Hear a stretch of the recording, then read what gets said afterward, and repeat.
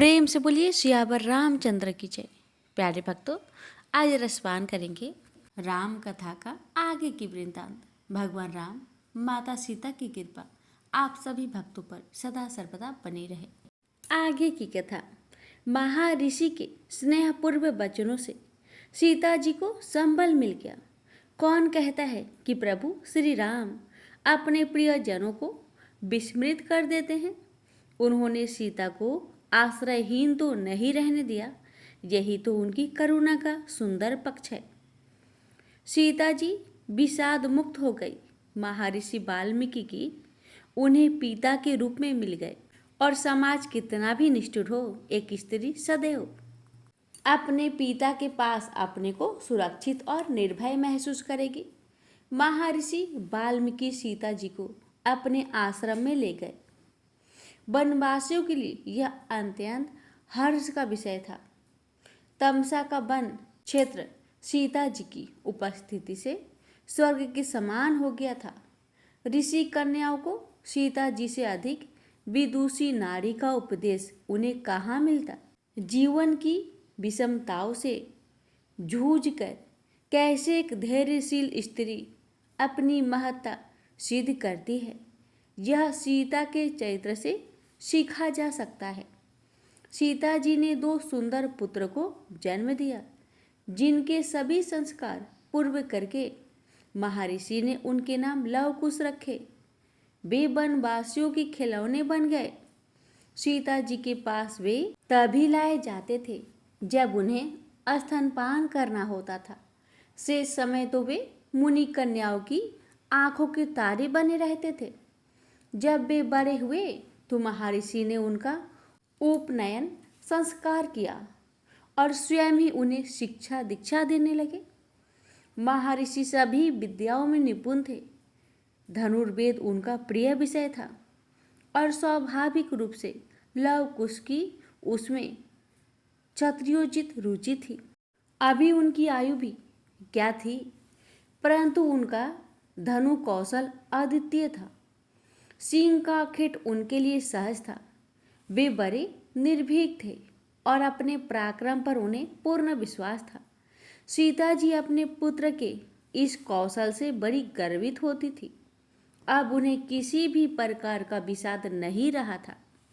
श्री राम का सदैव ही हृदय में वास था और पुत्र के सुंदर मुख व बाल की राय जीवन को आनंद प्रदान करने वाली थी। अयोध्या में भी सब आनंद मंगल था। महाराज श्री रामचंद्र के नीतिपूर्ण शासन में सभी आनंद पूर्वक रह रहे थे। समय व्यतीत होने से कड़वी स्मृतियाँ विस्मृत होने लगती है। सीता जी के वन गमन के समय अयोध्या में सन्नाटा पसर गया था। पूर्ववासी हतप्रभ रह गए थे और कारण जानने की व्याकुलता सब में थी, परंतु किसी को कुछ पता नहीं चल पा रहा था। न किसी में इतना साहस था कि किसी से प्रश्न भी कर सके। ये प्रभु श्री राम के दृढ़ चरित्र का भव्य प्रदर्शन था कि वह धोबी भी न जान सका कि उसकी एक मूर्खता ने कौन सा अनर्थ कर दिया था। न कभी उससे किसी ने प्रश्न पूछा, न कुछ बताया गया। जीवन पुनः सहज रूप से चलने लगा था। सीता जी सबकी स्मृतियों में शेष रह गई थी और कभी बात चलती थी तो उनकी प्रशंसा में लोग भाव विभोर हो जाते थे। श्री राम पहले की अपेक्षा अधिक गंभीर और अधिक परिपक्व हो गए थे। वे प्रजाहित में ही रत रहते थे। उनकी सहजता के पीछे की व्याकुलता को लक्ष्मण समझते थे। गुरु वशिष्ठ को भी उनके हृदय की पीड़ा का आभास था, परंतु यह सब उनकी ही इच्छा और प्रेरणा से वशीभूत था। अन्य सभी तो मात्र मुख दर्शक थे। श्री रामचंद्र ने सामाजिक मूल्यों और आदर्शों के उच्च सोपान स्थापित कर दिए। यथा राजा तथा प्रजा की सुक्ति के अनुसार प्रजा उनका अनुसरण करती थी। राम राज्य में सर्वत्र शांति और समृद्धि थी। एक दिन प्रभु श्री राम ने गुरु वशिष्ठ को बुलाकर अश्वमेध यज्ञ करने की इच्छा प्रकट की। ऐसे कितने ही यज्ञ वे कर चुके थे और उनका यज्ञ अश्व सारे भूमंडल पर निर्विघ्न विचरण करके लौट आता था। कभी किसी ने उसे रोकने का साहस ना किया था। श्री राम का पराक्रम सर्वदा स्थापित हो गया था। फिर भी प्रभु की ऐसी इच्छा अवश्य ही किसी उद्देश्य की सिद्ध के लिए ही थी। गुरु वशिष्ठ ने उनकी सदिच्छा की पूर्ति में एक समस्या बताई कि सीता जी के बिना किसी यज्ञ का फल प्राप्त नहीं हो सकता था। वेद वर्णित यज्ञ नियम कहते हैं कि पत्नी के जीवित रहते उसे विलग होकर कोई भी धर्म कार्य करने से उसका पुण्य प्रभाव क्षीण हो जाता है। श्री राम गुरुदेव की ओर गंभीरता से देखते हुए धीरे से मुस्कुराए। जो संभव ना हो सके उसके उपाय किए जाते हैं। गुरुदेव समझ गए कि श्री राम क्या चाहते हैं। वेद वर्णित उपाय था। ऐसी परिस्थिति में पत्नी की स्वर्ण प्रतिमा बनवाकर पति के वाम अंग में स्थापित कर देने से भी यज्ञ संपन्न हो जाता था। श्री राम ने इस वेद समस्त उपाय को स्वीकार कर लिया। गुरु वशिष्ठ ने अश्व यज्ञ की तैयारियां आरंभ कर दी। स्वर्णकारों को सीता जी की स्वर्ण प्रतिमा बनाने का निर्देश दे दिया गया। सभी राजाओं को महाराज श्री रामचंद्र के अश्वमेध यज्ञ का निमंत्रण भेज दिया गया। यह एक प्रकार की राजनीतिक चेतावनी भी मानी जाती थी। अश्व का निमंत्रण संबंधित राजा को यह बताता था कि वह राजा राघवेंद्र श्री रामचंद्र के अश्व यज्ञ को अपनी राज्य सीमाओं से निर्विघ्न गुजर जाने देकर अयोध्या की अधीनता को स्वीकार करते हैं। अयोध्या में उत्सव आरंभ हो गए थे। घर घर में मंगलाचरण होने लगे। यज्ञ का अश्व आ गया जो देखने में ही देवताओं का अश्व लगता था। अश्व यज्ञ का आरंभ हो गया। विशाल यज्ञ मंडप में शतकुंडी वेदियां बनी थी। मुख्य वेदी के समीप ही धीर गंभीर श्री रामचंद्र बैठे थे। उनके बाईं ओर सीता जी की प्रतिरूप स्वरूप स्वर्ण प्रतिमा सजीव लग रही थी। पूर्ववासियों को जानकी जी का स्मरण हो आया और उनके नेत्र सजल हो उठे। लक्ष्मण उद्विग्न थे। सीता जी जीवित है, फिर भी प्रभु इतने कठोर हो गए कि उपाय से कार्य सिद्ध करना स्वीकार किया। परंतु अपने मन की व्यथा किससे कहे। भारत, शत्रुघ्न और अन्य सभी राजकुल के सदस्यों ने 1000 बार लक्ष्मण से ही प्रश्न किए थे कि अंतिम बार सीता उनके ही साथ वन भ्रमण पर गई थी, फिर ऐसा क्या हुआ कि वो लौटी नहीं। लक्ष्मण ने किसी को कोई उत्तर नहीं दिया और मौन ही रहे। आज सीता जी की प्रतिमा ने बहुत से हृदय उद्गिन्न कर दिए थे। वशिष्ठ जी ने दूर दूर से श्रेष्ठ ब्राह्मणों को बुलाया था जो वेदियों पर बैठे स्वर मंत्रोच्चारण कर रहे थे। श्री राम जिस वेदी पर बैठे थे वहां वामदेव जी महाराज यज्ञ संपन्न करा रहे थे। यज्ञ के अश्व को भली प्रकार सुसज्जित तैयार कर दिया गया था। स्वर्ण जनित जीन और चांदी का छत्र उस पर रख दिया गया था और स्वर्ण पत्र पर चेतावनी पात्रिका अंकित कर दी गई थी। यह अश्व भूमंडल के चक्रवर्ती सम्राट रघुकुल शिरोमणि महाराज श्री रामचंद्र के यज्ञ का अश्व है। इस यज्ञ के अश्व के रक्षक परम पराक्रमी श्री लक्ष्मण हैं, जिनके बाण स्वयं इंद्र भी नहीं साध सकते। कोई भी व्यक्ति इस अश्व का मार्ग बाधित करने का दुस्साहस ना करे, अन्यथा लक्ष्मण जी के क्रोध का परिणाम जो भी होगा उसका उत्तरदायित्व स्वयं उसका होगा। श्री राम के आदेश पर लक्ष्मण ने अपने धनुष बाण उठा लिए थे और रक्षक दल तुरंत उनके साथ चलने के लिए तैयार था। श्री राम ने हनुमान को भी लक्ष्मण के साथ जाने का आदेश दिया। श्री राम का यह आदेश भी रहस्यमयी था। सारा संसार लक्ष्मण के अतुलनीय बल को जानता था। फिर इस भूमंडल पर यज्ञ के अश्व के लिए अवरोध कहाँ है? किसका इतना साहस है कि उस चेतावनी पात्रिका में रक्षक का नाम लक्ष्मण अंकित होते हुए भी कोई अपनी मृत्यु को निमंत्रण देगा? श्री राम फिर भी हनुमान को सहायक के रूप में जाने का आदेश दे रहे थे, प्रभु को लक्ष्मण के पराक्रम पर संदेह, मुख से कुछ नहीं कह पाते, परंतु यह पीड़ा उनके नेत्रों में छलक आई थी। श्री राम उनके मनोभाव समझ गए थे। यह प्रश्न तो सभी के मन में उठा था कि क्या अश्व की रक्षा में लक्ष्मण समर्थ नहीं होंगे। आज से पूर्व अयोध्या में जितने भी अश्वमेध यज्ञ हुए थे और उनके अश्व रक्षक लक्ष्मण ही बनाए गए थे, इनमें कभी कोई गतिरोध नहीं हुआ था। सभी यज्ञ सफलतापूर्वक संपन्न हुए थे। फिर इस बार ऐसा क्यों? श्री राम ने सबकी जिज्ञासा जान ली। सबकी संतुष्टि ही उनका स्वभाव है। श्री राम ने अपनी परिजनों की जिज्ञासा शांत करते हुए कहा था, प्रियजनों, जीवन में कुछ भी अस्थायी नहीं होता, क्योंकि समय परिवर्तनशील है। भौतिक स्वभाव वाले सभी गुण भी अस्थायी होते हैं। कदाचित यह आवश्यक नहीं कि जो पहले कभी न हुआ वह कभी भी नहीं होगा। क्या पता देव ने क्या सोच रखा है। अतिरिक्त सुरक्षा, सजगता और सहायता जीवन के लिए लाभप्रद होते हैं। इसमें किसी प्रकार का संचय क्यों किया जाए। लक्ष्मण सदैव प्रभु के समीप रहे थे और उनके विचारों से भली भांति परिचित भी थे। वे समझ गए कि प्रभु अकारण ही ऐसा आदेश नहीं दे सकते, अवश्य कुछ घटित होने वाला है। गुरु वशिष्ठ ने अश्व के प्रस्थान की वैदिक क्रियाएं संपन्न करा दी और प्रभु श्री राम से विनय की कि वे अश्व को स्वतंत्र विचरण का आदेश प्रदान करें।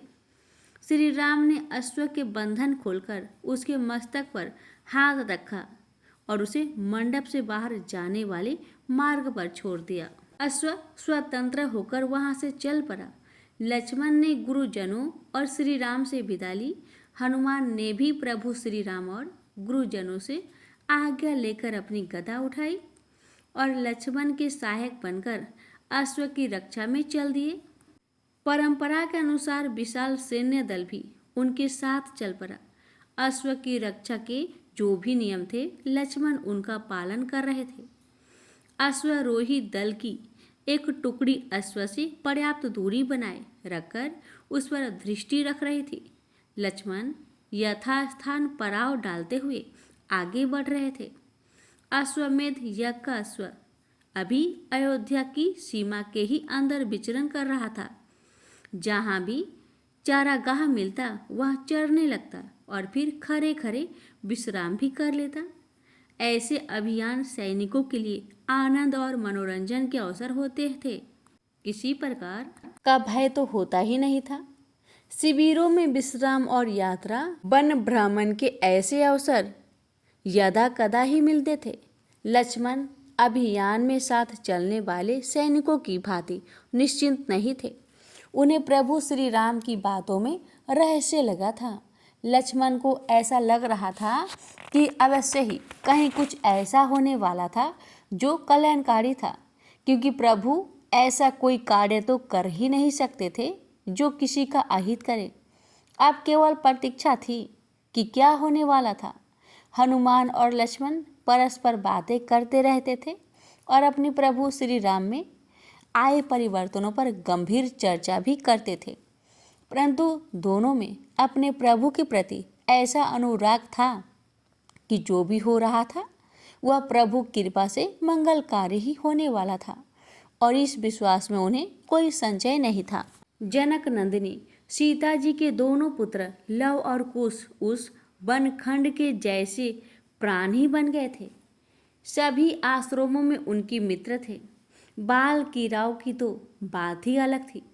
लव कुश को उस वनखंड में निवास करने वाले सभी मुनि कुमारों ने अपना राजा मान लिया था। लव कुश कहते थे, भाई अभी हम छोटे हैं, अतः हम राजा नहीं राजकुमार हुए वन क्षेत्र के। सीता जी ही नहीं, सभी वनवासी उन बालकों को ऐसे कौतुक करते देख प्रफुल्लित हो उठते थे। नित्य लवकुश धनुर्विद्या का अभ्यास करते थे।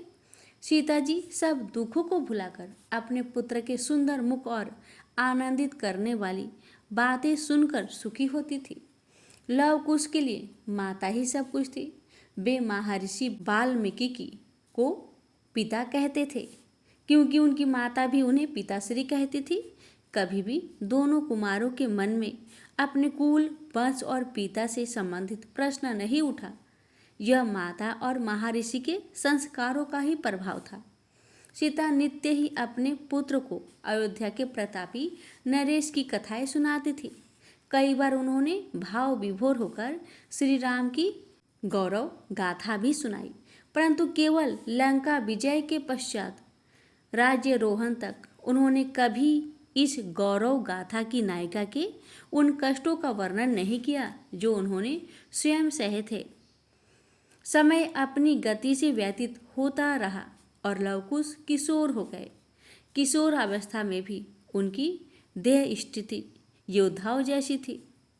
लंबी भुजाएं, चौड़ी छाती, ऊंची गर्दन, चौड़ा ललाट और सीप से नेत्र, सिर पर सवारे हुए जूरे, कमर में पुष्पों की करधनी, फेटा पहने दोनों ऐसे शोभित होते थे जैसे पर्वत पर नीलमणि। इस युगल जोड़ी को देखकर मुनि पत्नियां का मातृत्व जागृत हो जाता तो रमणियों को प्रेम स्वप्न दिखने लगते थे। लव कुश की उपस्थिति से वन में हिंसक जीवों को आश्रय नहीं मिलता था। जो थे उनमें से अधिक तो उन दोनों ने मार गिराए थे। कुछ वन छोड़कर अन्यत्र चले गए और कुछ ने अपने आचरण में सुधार करके शाकाहार अपना लिया था। वन सभी प्रकार से भयमुक्त था। लव कुश का पराक्रम ही ऐसा था। एक दिन लव कुश तमसा के तट पर अभ्यास कर रहे थे। वे कभी तो अपने बाणों से नदी का प्रवाह बाधित कर देते और कभी उसकी दिशा ही बदल देते। छोटे छोटे कंकर दूर रखकर लक्ष्य अभ्यास करते। महर्षि ने उन्हें अब यह कहकर सिखाना ही छोड़ दिया था कि धनुर्विद्या का कोई ऐसा विषय नहीं रहा जिसमें वो पारंगत ना हो गए हो। फिर दोनों भाई आपस में ही अपना कौशल परखने लगते थे। इसमें कई बार निर्णय न हो पाने की स्थिति में मामला जब तक कोई हल न कर देता तब तक उन दोनों में से कोई भी सहमत ना होता था। यद्यपि दोनों भाइयों में ऐसा स्नेह था कि एक साथ भोजन और शयन करते थे। दोनों एक दूसरे का ऐसा ख्याल रखते कि सीता को राम, लक्ष्मण तथा भरत और शत्रुघ्न का स्मरण हो उठता। लव कुश को अभ्यास करते करते दोपहर हो गई थी, अतः कुछ देर बैठकर विश्राम करने लगे। भैया, क्या यह जीवन अभ्यास में ही जाएगा? एक रास्ता सी हो गई है। नित्य यही सब करके ऊब सी होने लगी है। अब तो ऐसी इच्छा होती है कि किसी बड़ी सी सेना के साथ युद्ध करके अपने बल और कौशल को परखा जाए। मेरा तो मन करता है कि चलकर दोनों भाई किसी राज्य पर आक्रमण कर दे, परंतु मातेश्री कभी भी हमें ऐसी अनुमति नहीं देगी। पिताश्री कहते हैं कि तुम पारंगत हो तो इस कौशल का क्या करे? क्या नित्य इन कंकरों को ही बेधते रहे? कुश की इन बातों का लव ने भी समर्थन किया। क्या करे अनुज, हमारी दशा उस प्यासे जैसी है जो समुद्र में खड़ा है परंतु जल नहीं पी सकता। क्या लाभ है उस विद्या का जो किसी काम नहीं आ रही है? अब तो ईश्वर ही हमारी इच्छा पूरी कर सकती है। श्री राम बड़े करुणा सागर है। उनके पुत्र कोई इच्छा करे और वह पूरी ना हो, ऐसा कैसे हो सकता था? वे तो अपरिचितों की भी इच्छा पूरी करते हैं। ये तो उनके पुत्र थे, इसी कारण उन्हें तत्काल फल दिया। दोनों के कानों में एक अश्व की हिनहिनाहट पड़ी तो चौंक कर उस दिशा में देखा। छत्रधारी श्वेत अश्व, ये तो विशेष अश्व हुआ। गुरुदेव ने बताया था कि ऐसे अश्व यज्ञ होते हैं। अश्वमेध यज्ञ में ऐसे ही सज्जित अश्व दौड़ाए जाते हैं और उसके साथ रक्षक दल भी होता है। धन्य हो प्रभु, अभी तो विचार ही किया था और इच्छा पूरी करने का अवसर भी दे दिया लगता है। दोनों के नेत्र मिले और उन्होंने ढींढरा से अश्व की ओर कदम बढ़ा दिए। कुश ने जाकर अश्व की रास पकड़ ली और लव ने उसके गले में लटकी हुई चेतावनी पात्रिका पढ़ी। अनुज, ये तो हमारे ही राज्य के महाराज श्री रामचंद्र का अश्व है और इसके रक्षक महापराक्रमी लक्ष्मण हैं। उनके साथ बड़ी सेना भी है। चेतावनी है कि कोई इसे पकड़ने का दुस्साहस ना करे, अन्यथा मृत्यु को निमंत्रण देगा। अनुज, ये तो अभिमान भरा यज्ञ हुआ, और यह अश्व अपने ही राज्य की सीमा में वन खंडों में क्यों घूम रहा है? राज्य बल की परीक्षा तो सीमावर्ती राज्य बल से होती है। अपने ही राज्य की सीमा में यज्ञ के अश्व का विचरण तो राजा के द्वारा भय फैलाना है। चलो अपना कौशल भी परखा जाए और अन्य लोग भी भयभीत हो जाएंगे। अश्व को पेड़ से बांधो और प्रतीक्षा करो।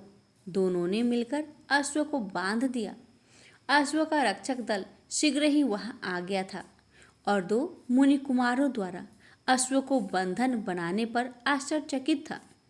रक्षक दल ने नायक से कहा, मुनि कुमारों, प्रतीत होता है कि तुम निरक्षर हो, जो चेतावनी पात्रिका नहीं पढ़ी, अन्यथा ऐसा दुस्साहस नहीं करते। चलो अब अश्व को मुक्त कर दो और जाकर अपने माता पिता से कहना कि वे तुम्हें किसी गुरुकुल में शिक्षा प्रदान कराए। निरक्षर व्यक्ति निर्देश नहीं पढ़ पाता और तुम्हारी भांति भूल कर बैठता है। हम तुम्हारी भूल क्षमा कर देते हैं। लव कुश ने यह सुनकर बाल सुलभ मुस्कान से रक्षकों को भी और आश्चर्य में डाल दिया। बड़े ही निर्भीक और उद्दंड मुनि कुमार हैं। नायक का संकेत पाकर कुछ अश्वारोही अश्व से नीचे उतरे और अश्व को बंधन मुक्त कराने के लिए आगे बढ़े। कुश ने उनकी चेष्टा को भांपकर तत्काल फुर्ती से 4 बाण छोड़कर उनके हाथों को घायल कर दिया तो वे चीख कर पीछे हटे। नायक सन्न रह गया, क्योंकि उसने इतनी फुर्ती से बाण चलाते कभी किसी को न देखा था। 4 रक्षक घायल हो गए थे, अतः लक्ष्मण जी को सूचना देना ही श्रेयस्कर था। उसने लव कुश से कहा, मुनि कुमारों, तुम्हारी धृष्टता ने तुम्हें बड़े संकट में डाल दिया है। तुम्हारे माता पिता को तुम्हारी मूर्खता के कारण दुख भोगना होगा। इतना कहकर वह अपने दल के साथ वहां से चला गया। लव कुश ने हाथ मिलाए और बैठ गए। लव ने कुश से कहा, अनुज, सुना है कि लक्ष्मण अत्यंत पराक्रमी है। आज तो बड़ा सुनहरा अवसर मिला है बल परखने का। हमें तो पता ही नहीं कि हमने कितना कौशल है। आज ज्ञात हो जाएगा। यदि कोई कमी हुई तो पिताश्री से निवेदन करेंगे कि अभी और सिखाए। कुछ तनिक उत्साही भी था और दुस्साही भी। उसे अपने कौशल पर संदेह नहीं था। वह बोला, भैया, यदि हम दोनों साथ हैं तो स्वयं इंद्र भी सेना सहित आ जाए तो भी हमें परास्त न कर सकेगा। लक्ष्मण के सामने आज हम दोनों अपना पराक्रम सिद्ध कर देंगे। इधर लक्ष्मण ने जब अश्वरोही दल को आते देखा तो शंकित हो उठे। क्या कारण है जो वे लोग इतनी व्यग्रता से अश्व को दौड़ाए ला रहे हैं? अभी तो उनका यज्ञ अश्व अयोध्या की ही सीमा में था। यहाँ कौन ऐसा होगा जो ऐसा दुस्साहस करे कि श्री राम के यज्ञ में विघ्न हो? कोई और ही बात थी। संभवतः किसी सिंह से सामना हो गया हो। यह विचार ठीक था। घबराया हुआ रक्षक दल लक्ष्मण के समीप आ गया और मुखिया ने एक ही सांस में सारी बात बता डाली, जिसे सुनकर लक्ष्मण चकित रह गए। 2 किशोर मुनि कुमारों ने अश्व को बंदी बना लिया था और यह जानने पर भी छोड़ने को तैयार न था कि वह अश्व अयोध्यापति श्री रामचंद्र के यज्ञ का है। लक्ष्मण ने तत्काल सैन्य दल को आगे बढ़ने का आदेश दिया। हनुमान रथ में उनके साथ बैठे थे। बोले, प्रभु, बालक ऐसी उड्डनता प्राय कर ही देते हैं। मुनि कुमारों को क्या पता होगा कि वे क्या कर रहे हैं। उन्होंने तो खिलवाड़ में अश्व पकड़ लिया होगा। अब जब सेना को देखेंगे तो क्षमा प्रार्थी होंगे। प्रभु, उन्हें क्षमा कर दीजिए। लक्ष्मण इस दृष्टिकोण से नहीं सोच रहे थे। उन्हें प्रभु श्री राम के वे शब्द स्मरण आ रहे थे कि जो कभी ना हुआ वो भी हो सकता है। अतिरिक्त सुरक्षा, सजगता कि वह सहायता की आवश्यकता सदैव रहती है। कहीं वही सब तो सामने नहीं आने वाला। परंतु दो बालक लक्ष्मण कुछ समझ नहीं पा रहे थे। उनकी व्यग्रता बढ़ रही थी। कोई योद्धा हो सकता है कि मार्ग में अवरोध करे, साहस से या दुस्साहस से, परंतु अधिक देर अवरोध बना रह सके ये तो असंभव ही था। उस पर भी दो किशोर मुनि कुमार, लगता है वे कुछ अधिक ही सोच रहे थे। बस अब सब कुछ सामने ही आने ही वाला है। अश्व दिखाई देने लगा था।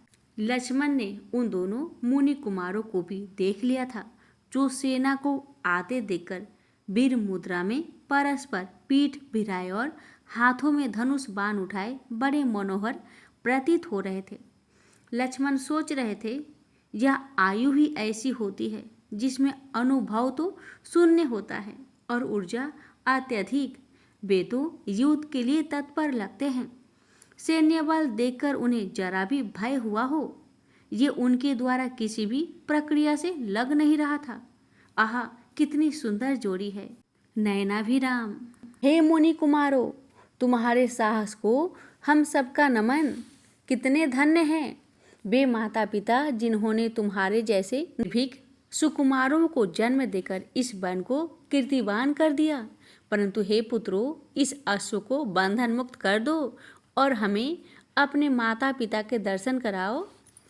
लव ने लक्ष्मण की ओर देखा और हंस पड़ा। लक्ष्मण जी, यह अश्व अब हमारा है और इसे इस वृक्ष से तभी खोला जा सकता है जब नियम अनुसार आप इसकी रक्षा कर सकेंगे। मैं बालक समझकर दया करने की आवश्यकता नहीं है। हमें तो अपना और आपका कौशल परखना है। इस चेतावनी पत्रिका पर अभिमान भरे जो शब्द अंकित है वे हमें पसंद नहीं आए। अब तो यह अश्व यहाँ से तभी आगे बढ़ेगा जब आप हमें परास्त कर देंगे, और यही आपका कार्य भी है। आपको आपके स्वामी ने बताया होगा कि जब बालावरोध आए तो उसे बातों से नहीं बल्कि बल से दूर करना चाहिए। लव की बात सुनकर लक्ष्मण को क्रोध आ गया।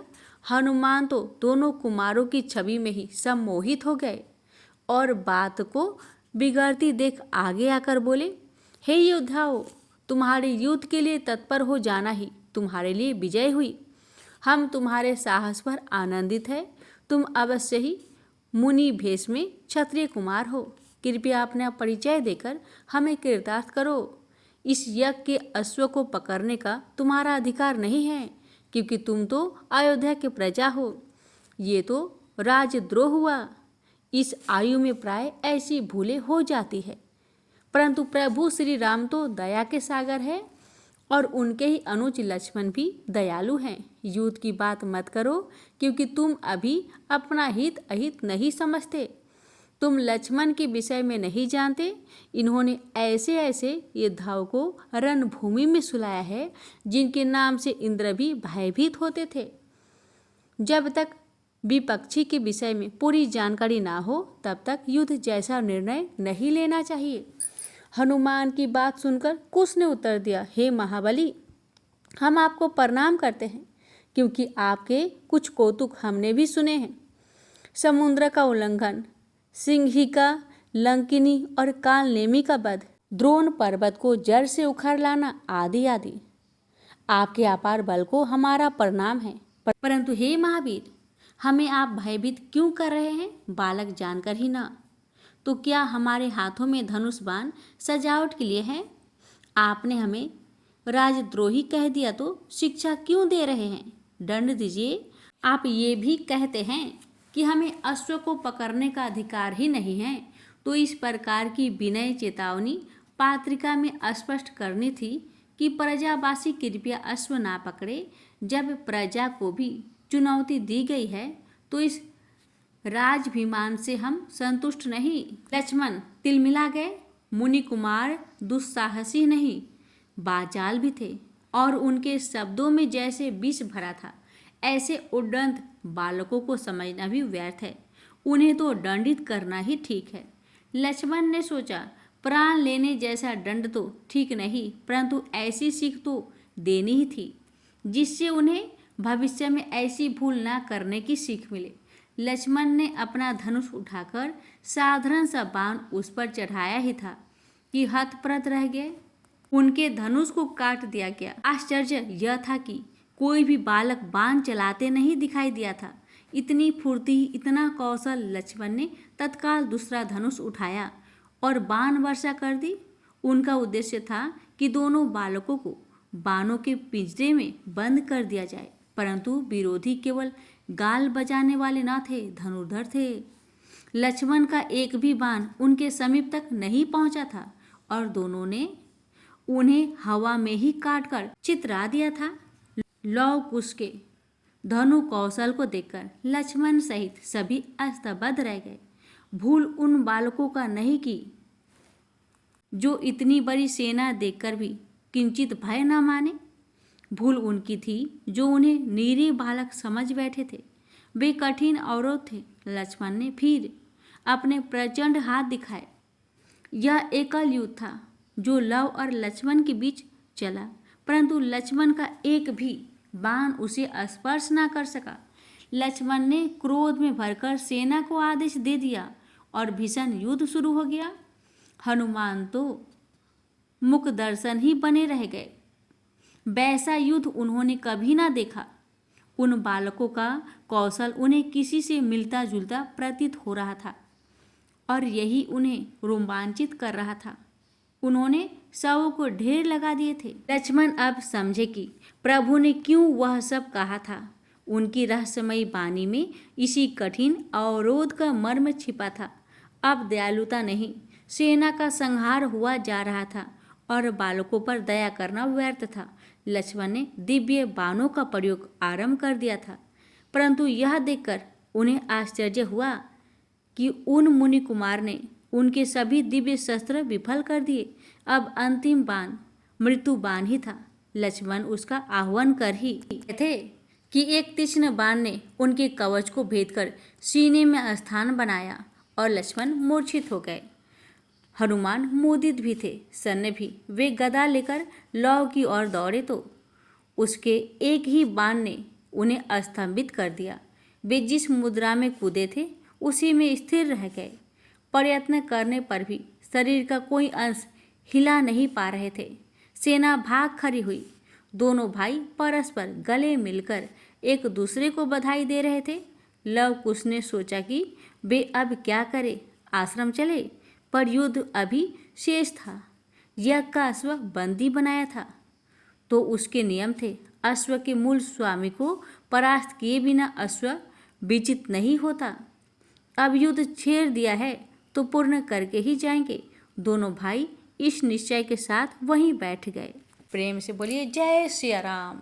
तो इसकी आगे की कथा कल के वीडियो में अवश्य सुनिएगा। भगवान राम, माता सीता की कृपा आप सभी भक्तों पर सदा सर्वदा बनी रहे।